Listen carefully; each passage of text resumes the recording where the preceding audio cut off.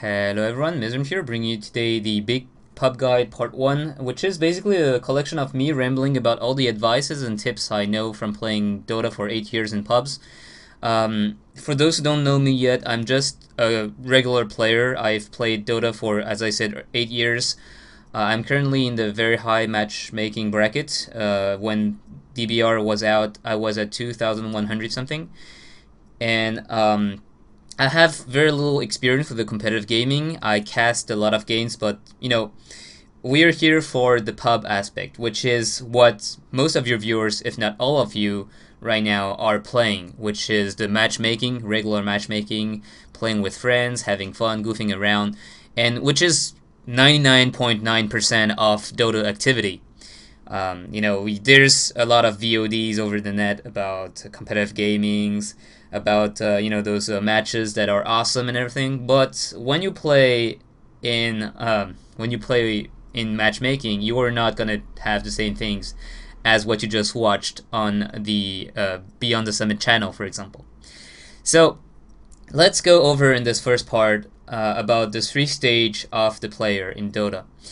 First stage is the fresh newbie, someone who just arrived in Dota, who never played Dota 1 before, and who is very unlikely to have played other games such as League of Legends and Hero of New Earth. In the second stage, it's the learning stage. That's taking barely, I think, some 100 games. So for some, it's going to be faster than others. This stage is about learning, as the name implies, so stepping in the dark, one step at a time, knowing what each hero do, what each item does, and it's really about learning the big vast knowledge that Dota 2 give you. And then there's the pub stage. The pub stage is the last stage. Some actually go to competitive gaming, but that's very, very rare. So let's go over the first stage first. When you're a fresh newbie, you just come into Dota 2, you probably never played Dota-like game before, you don't know the very basics yet. So that's what all the Dota 2 players find as obvious, but it's not obvious for you because you just started. It's things like buying items, like where's the shop, how do I buy items, what the hell is a recipe, teleporting to structures, like, oh, why doesn't it work, not dying to enemy creeps, not dying to enemy towers, knowing how to level the skills, knowing how to use the skills. So really the most basic stuff. My advice, if possible, would be at that point, try to find a friend to teach you, because this is very quick if you have someone who knows how to play Dota 2. Even if the guy is a very bad teacher, even if he's a very bad player, this is something that he knows of. Like, buying items and such. Everyone knows that once they get to matchmaking normally. If you do not have this luxury of having someone who can help you, try to practice versus bot with friends, not with friends, but with strangers, like co-op bot match, practice versus bots, and ask around for people who can tell you. If you do that in matchmaking, there will be insults everywhere, because people really care about their win rates, and it's all about having a team game for Dota. So when one guy is behind because he doesn't know how to play, most often the other guys will complain and blame you for the loss. So if you're very, very new to the game, never try to go in a matchmaking game first. Like this option, find a match, do not touch it.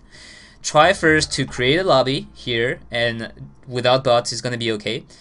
Try to learn your way around. If you do not have people who tell you how to do that, try to learn your way around about buying stuff and going onto the lane, trying to understand what's going on. And there are very few guides around the internet, I think, to tell you the most basic stuff. So if I'm not finding anything, I will probably make one of those guys, like the most basic stuff, the UI, how it works. And well, that's pretty much it. So at that stage, create lobby, play on your own for a few times. Once you're feeling confident enough, play against bots. So either find co-op bot match, or practice versus bot if you want to go, I think, alone with bots. And don't hesitate to ask around. Like, really, some people will insult you, some people will ignore you, but you don't have to care about that. That's gonna happen all the time. You're gonna find some people who are willing to help you if you're willing to ask. It's gonna be rare, but it's gonna happen. So you may save yourself a lot of time if you find one of those guys. Then you have the second stage, which is the learning stage. The learning stage, as I said, it's basically stumbling in the dark and getting owned all the time by heroes you don't understand and heroes you don't know. So in that stage, you know how to buy items, you know how to go to the lanes and everything. You're not a wonderful player. That doesn't matter. You're probably going to die a horrible, obscene amount of time, but it's going to be okay because that's the learning stage. In the learning stage, some people will actually be very active. That means they are hoarding knowledge. They want to know what's happening. And that means usually those guys will get to the pubbing stage very quickly. Whereas the other category is the guys who are, just having fun and not really paying attention, and they just play because they want to play something. Those guys will also learn and get to the pubbing stage, but it will be longer. So the first part, for the guys in the first part, those guys are usually the people who really want to get to the main course as quickly as possible. So those guys will usually die to someone and say, okay, so this hero is Queen of Pain. Okay, so I have to know what she does. So maybe they will still die a lot to her, but they will be maybe watching the wiki, trying to look at some guides and say, oh, okay, so that's what she does. And even if they don't do that in the game, they will be paying attention, and they will know that Queen of Pain is the hero who can blink around and deal a lot of nuke damage. They don't know how much, but they know that it's dangerous. At least that's gonna be it. And those people may be getting to the later stages of the game without having played certain hero, but still knowing what they do.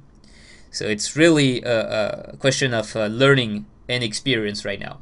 It's less about understanding your own mistakes and more about understanding what the heroes are and what the items are as well. So at that stage, usually you're just buying the recommended items, and then you will start to understand, usually by watching guides or by watching other people playing, like, oh, maybe if I don't buy Dagon on this guy, but instead I buy a 4-staff, it's going to be better. So this is the learning stage. It takes a lot of time, a couple hundred of games, in my opinion. It depends on the number of, and on the activity of the player as well. If you can remember the heroes, if you can, really be proactive in learning what the hero do, all this stuff. So in that stage, I still advise you to play a lot of co-op versus bot match, especially if you're trying to test a new hero that you have no idea how it's working. Just pick it in a co-op versus bot match. Even if you're not learning anything and you're stomping all the bots, it doesn't matter. It's just trying to understand what the hero does. It's about personal discovery. It's not about a really good team play and everything. Then you get to the pubbing stage. So when you get to the pubbing stage, I assume you already know all the heroes, how they work, and I assume you know how the items, how they work. This is the main course, of course, the pubbing stage. It's the stage where everyone is at, except for the competitive players. So the pubbing stage has a very broad spectrum. You have the very, very bad pubbers who are stuck in the low tier bracket, and the very good pubbers who are, sometimes competing and playing against people who are really known, such as, people like Korok from Team Liquid if you're playing on the North American servers, such as Ice Ice Ice in the Southeast Asian servers if you're, if you're in Asia, such as Sing Sing if you're in the European servers. So once you get to that stage, it's really more about self-discovery and understanding where your mistakes are, because a lot of times, improving is just understanding what you did wrong, instead of just blaming the others. There's a lot of mentality in the pubbers, of course. There's the guy who is just raging, trolling, and everything. But mostly, most people just want to improve and just play, have fun, and improve. Have everything at once.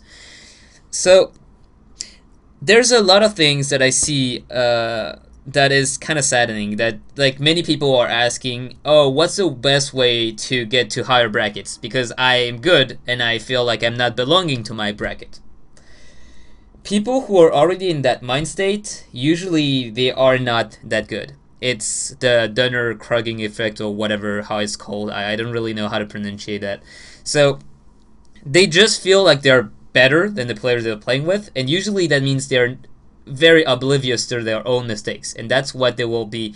That's why they will be stuck in that bracket. Those are also the guys who are often flaming their allies for feeding or being bad. One thing I really noticed is if you want to improve and get to higher brackets, the only thing you have to do is play. It's practice. Now, have to be careful because practice makes perfect. That's true, but although playing more is the logical way to improve, sometimes it can make you actually worse, especially at the higher levels when you're stuck at a threshold and you don't know how to improve anymore. If you're practicing wrong, that means if you're sure that something you're making is right but it's wrong and you keep on doing that, you're actually getting worse and worse because you're keeping this same mentality and it's not good. So I think that's gonna be it for this video, for this first part, and in the next video I will go a bit further in how to improve once you're in this third stage, how to get better, and how to get, especially what's interesting, out of your own brackets. Because I know most people really want to know the secrets of getting to super high matchmaking and playing with pros and everything. There's a lot of people who have been asking me that, and most of the time I just say, you know, you have to play more. That's pretty much it. You have to improve. Okay, so I hope you guys actually enjoyed this video. I actually enjoyed doing this because it takes way less time than the other videos. I don't have to do any video editing. And it's also very relaxing to just have to compose your thoughts into something that may or may not maybe help other people. So I'll see you guys for the next video. And as usual, thank you guys for watching. And I'll see you guys next time. Bye.